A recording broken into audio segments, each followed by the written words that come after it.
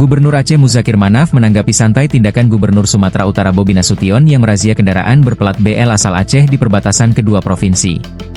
Menurut Muzakir Manaf, kebijakan tersebut tidak perlu direspons berlebihan. Ia menyebut langkah Bobi Nasution hanya seperti kicauan burung yang pada akhirnya akan merugikan diri sendiri.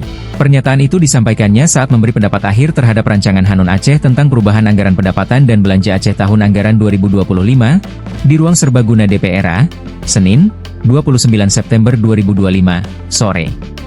Muzakir Manaf menambahkan, masyarakat Aceh sebaiknya tetap tenang dan tidak terpancing dengan kebijakan tersebut. Ia mengibaratkan pernyataan dari Sumatera Utara itu sebagai angin berlalu.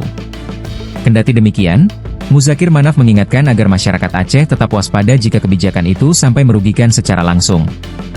Ia menegaskan bahwa pihaknya akan mengambil tindakan jika dirasa diperlukan.